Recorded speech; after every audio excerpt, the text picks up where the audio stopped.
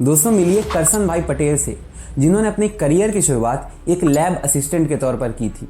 इसके बाद उन्होंने गवर्नमेंट जॉब भी ज्वाइन की, लेकिन एट लास्ट अपने पैशन को फॉलो करते हुए उन्होंने गवर्नमेंट जॉब से रिजाइन कर दिया और 1969 से ही अपने घर के बैकयार्ड में एक छोटा सा सेटअप लगाकर डिटर्जेंट पाउडर बनाना स्टार्ट कर दिया। और फ्रेंड्स आज की डेट में 22,000 करोड़ से भी ज़्यादा की नेटवर्थ है इनकी। दोस्तों मैं बात कर रहा हूँ निरमा ग्रुप ऑफ कंपनीज की। अब आप सोचिए कि उस जमाने में कोई ये सोच भी सकता था कि कोई वॉशिंग पाउडर बेच के बिलियनर बन सकता है। दोस्तों एक और एग्जांपल लेते हैं निर्मित पारेख का, जिन्होंने एप्पल कंपनी में एक हाई पेइंग जॉब को रिजाइन कर दिया और अपना खुद का एक ऐप लॉन्च किया जिसका नाम ही है अपना ऐप, जो कि बेसिकली एक जॉब सर्चिंग ऐप है। निर्मित ने मात्र 22 महीनों के अंदर अंदर अपना को एक यूनिकॉर्न कंपनी में चेंज कर दिया, जिसकी आज की डेट में नेट वैल्यूएशन 1.1 बिलियन डॉलर्स यानी कि 9,000 करोड़ से भी ज्यादा की है। और ये तो मैंने आपको केवल 2 एग्जांपल्स दिए हैं।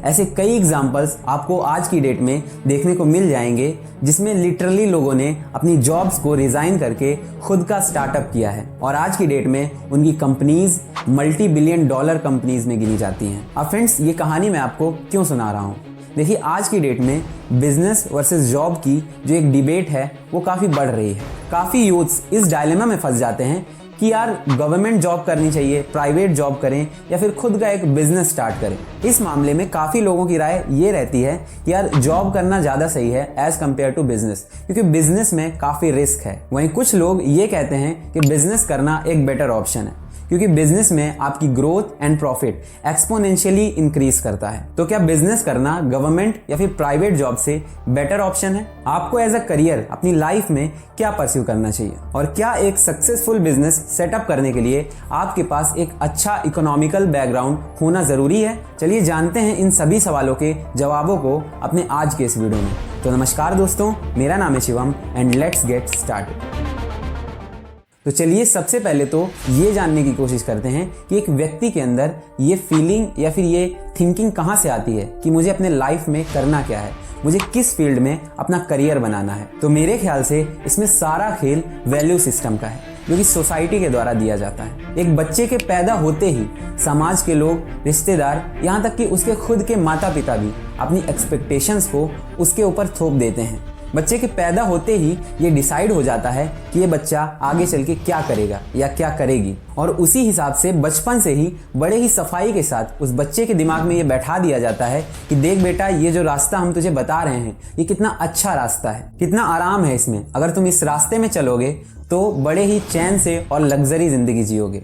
ऐसे ही कुछ शब्द रहते हैं और बच्चा भी इस बात को स्वीकार कर लेता है और इन्हीं सब बातों को दिमाग में रखते हुए ही वो अपने करियर का डिसीजन लेता है। अब लोगों को और यहाँ तक कि उस बच्चे को भी यही लगता है कि ये करियर ऑप्शन तो मैंने खुद से डिसाइड किया है, लेकिन ऐसा होता नहीं है। उसने वो फील्ड कहीं ना कहीं सोसाइटी की मानसिकता और विचारधाराओं से प्रभावित होकर चुनी होती है और बाद में बच्चा जब बड़ा होता है, दुनियादारी जानता है और चीज़ों को समझने लगता है, तब जाकर उसे ये रियलाइज होता है कि यार मैं जो ये कर रहा हूँ इसमें तो मेरा इंटरेस्ट ही नहीं है, और बस यहीं से उसके दिमाग में कंफ्यूजन स्टार्ट हो जाता है। अब मुझे क्या करना चाहिए, कौन सी जॉब करूँ, कौन सा बिजनेस करूँ, आखिर क्या करूँ? चलिए आपको एक एग्जाम्पल देता हूँ। आप यूपी बिहार के किसी 20 साल के बच्चे से पूछेंगे कि बेटा आप फ्यूचर में क्या करना चाहते हो, तो उसमें से अधिकतर आपको एक सरकारी नौकरी का नाम बताएंगे। वो कहेंगे बस एक बार सरकारी नौकरी मिल जाए तो बस लाइफ सेट है। अब यही सेम सवाल आप सेम एज के किसी गुजराती या मारवाड़ी बच्चे से पूछेंगे तो उसमें से अधिकतर लोग कहेंगे बिजनेस। और फ्रेंड्स याद रखिए, मैं ये एक जनरल मेंटालिटी बता रहा हूँ, of course exceptions are always there. तो ऐसा क्यों है कि यूपी बिहार में जॉब को ज़्यादा प्रेफरेंस दी जाती है और गुजरात में बिजनेस को? दोस्तों यही मैं आपको समझा रहा था, वैल्यू सिस्टम।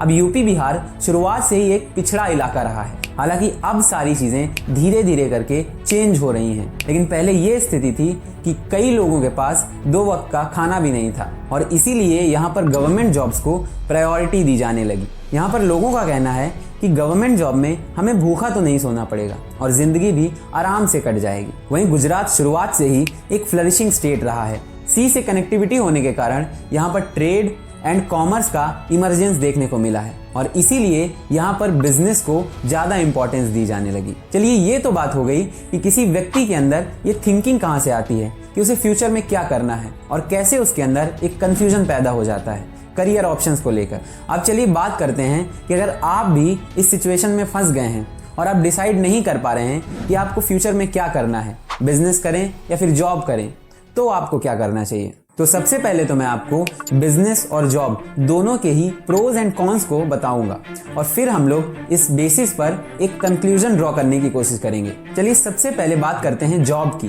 तो एक पर्सन चाहे वो गवर्नमेंट जॉब करता हो या फिर वो प्राइवेट जॉब कर रहा हो, जनरली उसकी इनकम 30-40 हज़ार से लेकर 70-80 हज़ार की रेंज में होती है और अधिक से अधिक 1 लाख तक भी हो सकती है। ऑफ कोर्स इससे ऊपर या नीचे भी हो सकती है, लेकिन हम लोग एक एवरेज लेके चल रहे हैं। तो इतनी इनकम में एक इंसान अपना और अपने परिवार का गुजारा चला सकता है और अपने छोटे मोटे सपनों को भी पूरा कर सकता है। बट अगर आपके सपने बड़े हैं, एक बड़े से बंगलों में रहने के, महंगी महंगी और लग्जरी कार्स में घूमने के, तो ये एक आम इंसान जो कि केवल जॉब पे डिपेंडेंट है वो तो नहीं कर सकता। देखो बिजनेस में रिस्क तो काफ़ी है, लेकिन अगर आप इसमें ग्रोथ का कंपैरिजन करेंगे तो आप पाएंगे कि बिजनेस में आपकी ग्रोथ एक्सपोनेंशियल इंक्रीज होती है, जैसे कि 2 का 4, 4 का 8, 8 का 16, इस तरह से। वहीं जॉब में चाहे वो गवर्नमेंट हो या फिर प्राइवेट हो, यहाँ पर आपकी ग्रोथ एक लीनियर वे में इंक्रीज करती है। वही डीए, इंक्रीमेंट और प्रमोशन से धीरे धीरे करके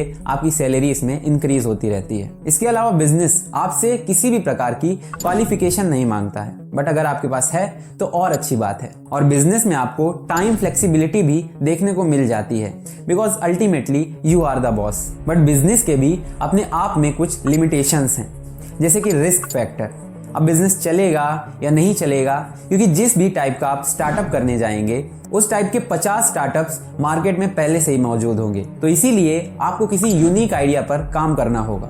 दूसरी बात, अब क्योंकि आप ही बॉस हैं तो बिजनेस रिलेटेड डिसीजन भी आपको ही लेने पड़ेंगे और अगर आपका डिसीजन गलत निकला तो लॉस भी आपको ही बेयर करना पड़ेगा। और सबसे मेन बात, कोई भी बिजनेस स्टार्टअप शुरुआत में एक सर्टेन अमाउंट की इन्वेस्टमेंट मांगता है और जितनी बड़ी इन्वेस्टमेंट उतना ही प्रॉफिट एंड ग्रोथ भी होगा। अब यहाँ पर 3 टाइप की सिचुएशंस बनती हैं जनरली। पहली, अगर आपके पास एक अच्छा फाइनेंशियल बैकग्राउंड है और आप बिजनेस में उतरना चाहते हैं तो आप आराम से इसमें जा सकते हैं। दूसरी सिचुएशन, अगर आपके पास एक अच्छा फाइनेंशियल बैकग्राउंड नहीं है और आप बिजनेस भी नहीं करना चाहते हैं, किसी गवर्नमेंट या फिर प्राइवेट जॉब में जाना चाहते हैं, तब भी आपको कोई परेशानी नहीं होने वाली है, आराम से आप जा सकते हैं। लेकिन असली प्रॉब्लम तीसरी सिचुएशन में आती है, जब आपके पास फाइनेंशियल बैकग्राउंड भी नहीं हो और आप बिजनेस स्टार्टअप करना चाहते हैं। तो अब इस सिचुएशन में आप क्या करेंगे, आपको क्या करना चाहिए? तो ऐसी सिचुएशन में मैं आपको यही एडवाइस दूंगा कि सबसे पहले तो एक परमानेंट इनकम का सोर्स ढूंढो। चाहे आप इसके लिए कोई गवर्नमेंट जॉब करो या फिर प्राइवेट जॉब करो या फिर कोई भी ऐसा काम करो जिससे आपकी एक सर्टेन अमाउंट में परमानेंट इनकम हो जाए, एक परमानेंट इनकम जनरेट होने लगे। अब इस एक सोर्स से आने वाली इनकम को समझदारी के साथ 10 अलग अलग जगहों पर इन्वेस्ट कर दो। स्टॉक्स, बॉन्ड्स, गोल्ड, एफडी, ऐसी कई जगहों पर इन्वेस्ट कर दो। 10 अलग अलग कंपनी के शेयर खरीद लो। कहने का मतलब है कि अपने इनकम सोर्स को डाइवर्सिफाई कर दो, किसी भी एक इनकम सोर्स पर डिपेंड नहीं रहना है। अब ऑफ कोर्स आपको इसमें सेविंग्स करनी पड़ेगी, काफ़ी कॉम्प्रोमाइजेस करने पड़ेंगे, but after a specific period of time जहाँ पे आप इन्वेस्ट कर रहे थे, अब वो खुद सोर्सेज ऑफ इनकम बन जाएंगे और अब आपको यहाँ से रिटर्न्स मिलने लग जाएंगे। अब इस प्रॉफिट को फिर से किसी अच्छी जगह इन्वेस्ट कर दो और ऐसे ही करते करते कुछ समय बाद आपके पास एक अच्छी खासी वेल्थ आ जाएगी। फिर करो स्टार्टअप और फिर से प्रॉफिट को इन्वेस्ट करके अपने स्टार्टअप का भी एक्सपेंशन कर सकते हो आप। और फ्रेंड्स, मैं ये आपको इसलिए बता रहा हूँ क्योंकि मैं खुद भी इन्हीं सब टेक्निक्स का यूज़ करता हूँ अपने मनी को मल्टीप्लाई करने में। लेकिन दोस्तों, आखिर में मैं यही कहना चाहूँगा कि बिजनेस में पेशेंस रखना पड़ता है। बिजनेस इन्वेस्टमेंट के साथ साथ आपका टाइम और हार्डवर्क भी मांगता है। ऐसे ही रातों रात आप अपनी कंपनी को एक यूनिकॉर्न कंपनी नहीं बना सकते। और जो लोग जॉब्स की तैयारी कर रहे हैं उन्हें डीमोटिवेट होने की कोई ज़रूरत नहीं है, क्योंकि ये रास्ता तो मैंने उनके लिए बताया जिनको कन्फ्यूजन है। अब आप लोग अपने सपनों के और मोस्ट इंपॉर्टेंट थिंग अपने इंटरेस्ट के हिसाब से डिसाइड कर लीजिए कि आपको करना क्या है। सो फ्रेंड्स, ये थी हमारी आज की वीडियो और मैं उम्मीद करता हूँ कि आपको मेरी बातें समझ आई होंगी। आपको इस वीडियो से कुछ ना कुछ नया जानने और सीखने को ज़रूर मिला होगा। तो अगर आपको वीडियो पसंद आई हो तो वीडियो को एक लाइक करना, और मैं मिलता हूँ आपको किसी नए और इंटरेस्टिंग वीडियो में। तब तक के लिए goodbye and take care.